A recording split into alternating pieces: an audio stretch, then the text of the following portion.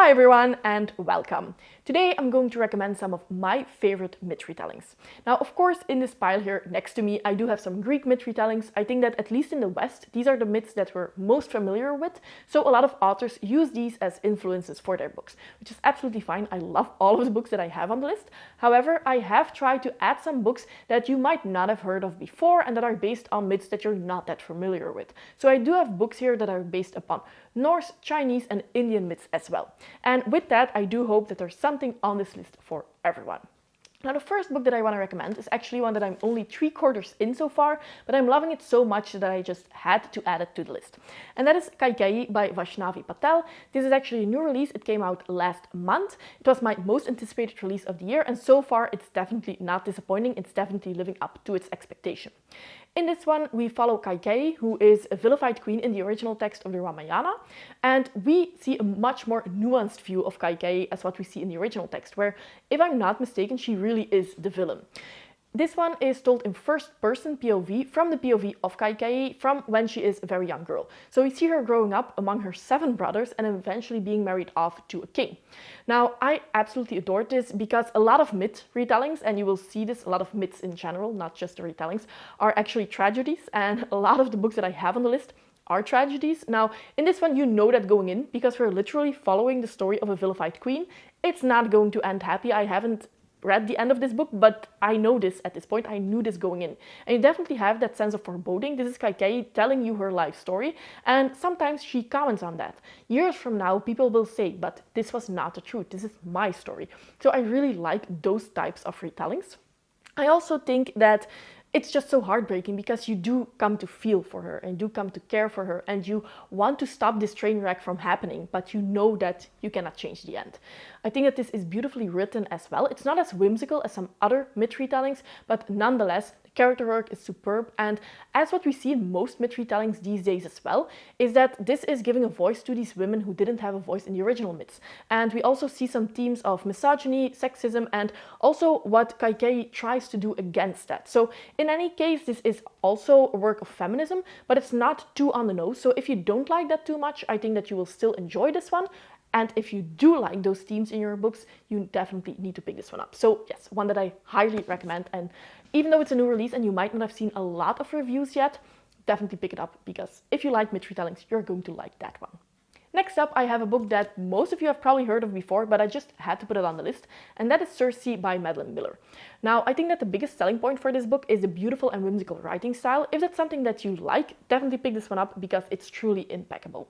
Now, I don't think that this is a plot-driven book. I don't think that this is a character-driven book. I think that this is a theme-driven book. And of course, the most important themes here are the themes of feminism, sexism, misogyny. So if that's something that you like, pick it up because it has a lot of beautiful quotes that will really make you stop and think.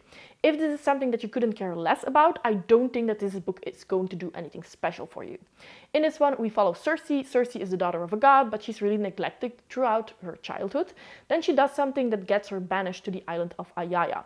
And going forward from that point, it really reads as a collection of short stories, in my opinion, because while she is on this island, she gets visited by a lot of different people. And it feels like these interactions with these different people read as a short story. I really enjoyed this one for what it is, but like I said, be aware that the themes and the writing style are really the plus points for this one and not really the plot or any of the characters, because our main character is Cersei and she's living on this island, and that's basically it. Now, another book that I read by Madeline Miller, and that's completely different in tone, in my opinion, is The Song of Achilles. Now, of course, here we also follow the story of the hero Achilles, but we're not following it from his POV, but from the POV of Patroclus, who, according to the Iliad, was Achilles' lover. Now, I really enjoyed the beginning of this book. I thought that it began quite strong. We follow Patroclus from when he is a young boy. He's actually the son of a king, to when he gets banished and meets Achilles. I thought that beginning was so strong. I really liked the choice of not letting the story be told from the point of view of Achilles. But as the story progressed, I thought that Patroclus was not the most interesting character to follow. I didn't really feel like he had a lot of character traits, and that the most important part about him was how much he loved Achilles.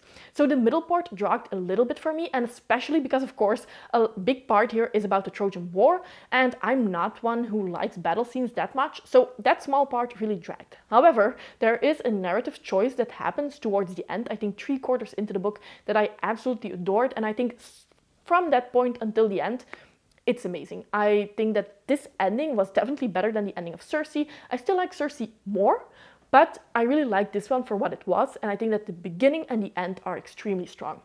So definitely one that especially I think if you like the Trojan War and you like fight scenes and battle scenes as well, this is one that you will like. But Patroclus as a main character was not as strong as I would have liked him to be. Now going forward, I actually have two Norse myth retellings that I want to recommend that I think would be perfect to read back to back. The first one is The Witch's Heart by Genevieve Gornichek. This actually made my favorites list of 2021. I absolutely adore this one. I do think that this is a debut novel. It's a standalone. Again, all of the books that I've talked about up until this point are standalones, and I actually did a dual review comparing this one to Cersei, and I will link that in the cards up above and in the description box down below, because I actually think that this is the better book. This is, like I said, a Norse myth retelling of Angerboda, who was a witch in Norse myth retellings, and she was also one of the wives of Loki. Now, very similar to Cersei, Angerboda lives in a cave. She lives very secluded, and I don't know how much you know of the original Norse myth, but Angerboda in herself, she doesn't really get mentioned a lot. But she is the mother of 3 very important children, and I will keep quiet about that to keep it as spoiler-free as possible, but that's very important.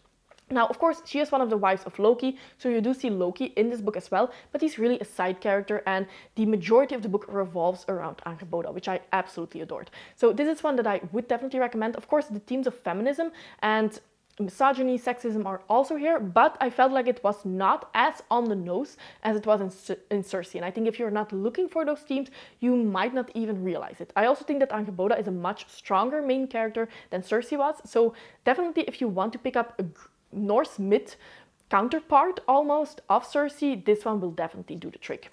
Now, another Norse myth retelling that I think would be perfect to read around the same time is The Goddess of Nothing at All by Kat Rector. This is actually the first one of a duology, called the Duology of the Lost Runes. And the second one is coming out later this year. So if you don't want to pick up a first one in a series because you want to binge the series, very soon you will be possible to do that. Now, here we actually follow Sigyn, who is also one of the wives of Loki. But while Angerboda was almost a secret wife, she lived in a cave, Loki sometimes visited her. Sigyn is actually living among the gods, so she is very much his first or his most prominent wife, also in the midst. Again, I don't know how much you know, but Sigyn plays a very small part. She's not mentioned that much, just a couple of sentences, and here she really gets her own story. I really enjoyed this one. I think that here we have a lot more interference of the gods as in Angerboda, but what I liked here is that in The Witch's Heart, we see a little bit of Sigyn. And in The Goddess of Nothing at All, we see a little bit of Angerboda.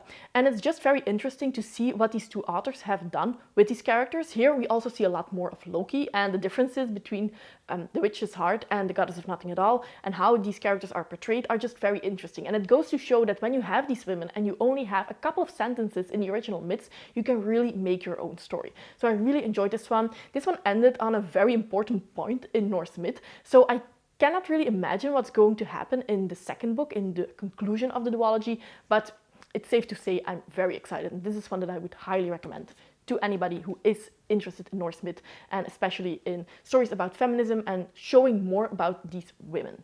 Next up, of course, my favorite Greek myth retelling had to make the list, and that is The Children of Jocasta by Natalie Haynes. Now, this is an author that is very well known. She has written a lot of Greek myth retellings, but somehow I don't hear a lot of people talk about this book in particular, and I think that it's absolutely perfect.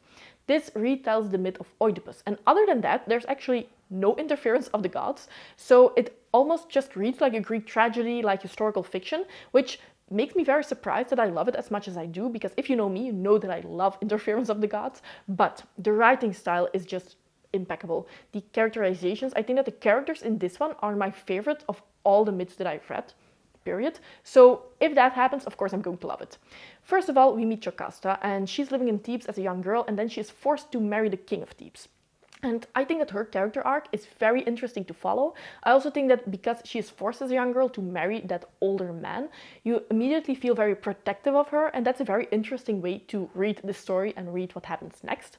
But then there is also another timeline where we actually follow a princess of Thebes. And I didn't really know how these were going to connect with each other, but I thought that this was just a very satisfying reading experience, and I cannot recommend this book enough. Next, I have another 2022 new release to recommend, and that is Daughter of the Moon Goddess by Sulenta. This is the first one in the Celestial Kingdom duology, but the second book comes out later this year. So again, if you want to binge a series, you will be able to do that with this one very soon.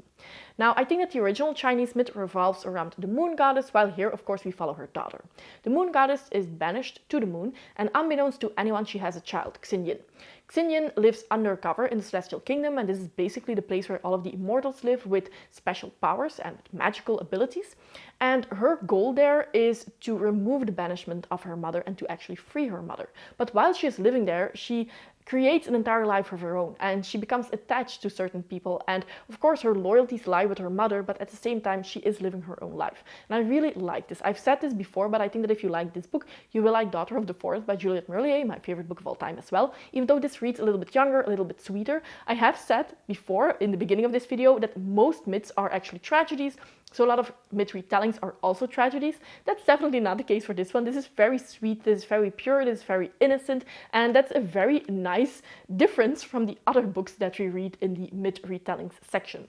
So definitely recommend this one, especially if you also like some romance in your books, because that's here as well, and I thought that that was very fitting for the book. Again, a very sweet and innocent romance, even though that there is a love triangle, and I know that a lot of people don't like that because often they are not that well executed. I think that here it was executed very well, and yes, very much recommend this one. If you do want to know more about this, I do have a video where I talk about this new release and two other ones a little bit more in depth that I will link in the cards up above. Next up, I have a book that I would recommend to people who have read Cersei, absolutely adored that one, and are now looking for something similar. And if that's the case, I do think that Ariatna by Jennifer Saint might scratch that itch. There are a lot of similarities between Ariatna and Cersei. First of all, I want to mention that it's not as whimsically written, and that even though we do explore the theme of feminism in this book quite a bit, it's not as on the nose as what we see in Cersei. But now on to the similarities. First of all, of course, we are following a character from Greek myth that was not given her own voice in the original myths, but here the entire story is from Ariadne's POV. Ariadne was the sister of the Minotaur, and through a couple of her actions, she finds herself on a deserted island. Does this ring a bell? I think it does.